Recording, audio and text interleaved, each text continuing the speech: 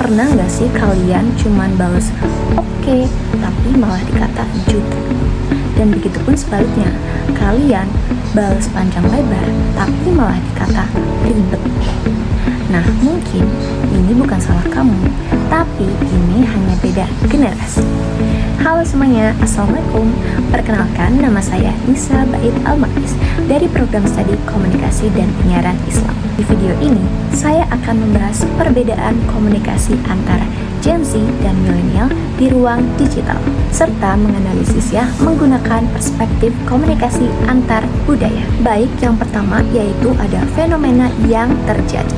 Gen Z, termasuk saya, tumbuh bersama teknologi digital seperti media sosial, chat cepat, dan budaya internet. Sementara milenial berada di fase transisi dari komunikasi tradisional ke komunikasi digital. Akibatnya muncul perbedaan gaya komunikasi seperti Gen Z yang cenderung cepat, singkat, dan ekspresif, dan yang seringkali menggunakan emoji, slang, atau meme. Contohnya ketika sedang mendapatkan informasi di WhatsApp, Gen Z mungkin bakal jawab oke, sip, dan tidak lupa juga dengan emojinya. Lalu milenial mungkin bakal jawab baik, terima kasih atas informasinya. Beda kan? Dan perbedaan ini sering menimbulkan misinterpretasi. Lalu selanjutnya, mari kita analisis menggunakan teori. Yang pertama yaitu ada teori high context versus low context culture. Ini teorinya dari Edward T. Hall. Gen Z cenderung menggunakan high context communication, yaitu pesan tidak selalu eksplisit. Jadi banyak menggunakan simbol seperti emoji atau meme. Dan makna dipahami dari konteks. Sedangkan milenial lebih mendekati low context communication. Jadi pesannya lebih jelas, lebih langsung, dan eksplisit.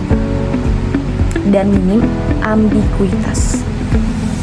Dan dampaknya Gen Z bisa dianggap tidak serius, sedangkan milenial dianggap kaku. Lalu selanjutnya yaitu ada teori stereotip dan prasangka.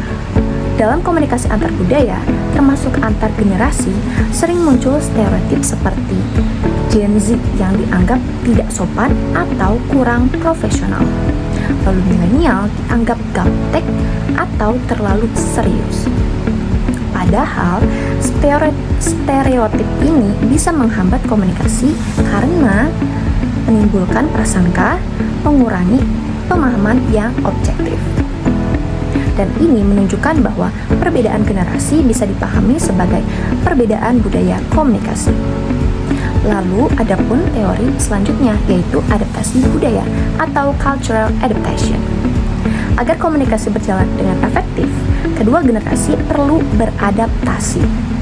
Yang pertama, Gen Z mungkin bisa belajar menyesuaikan bahasa saat komunikasi formal. Lalu milenial mungkin bisa mencoba memahami gaya komunikasi digital yang lebih santai. Dan adaptasi ini penting untuk menciptakan komunikasi yang efektif dan saling menghargai. Lalu ada pun sudut pandang pribadi dari saya. Sebagai Gen Z, saya merasa gaya komunikasi cepat dan ekspresif itu efisien. Tapi saya juga menyadari bahwa tidak semua orang nyaman dengan gaya tersebut. Jadi bisa disesuaikan saja dengan kondisinya. Dan menurut saya, kunci utama adalah kesadaran konteks. Jadi kita harus tahu kapan harus santai dan kapan harus formal. Jadi conditional aja. Baik, untuk kesimpulannya, perbedaan komunikasi antara Gen Z dan milenial di ruang digital bukan sekadar perbedaan gaya, tetapi juga bagian dari perbedaan budaya dan generasi. Di era digital, kemampuan beradaptasi dalam komunikasi bukan lagi pilihan, tapi kebutuhan. Baik, terima kasih sudah menonton.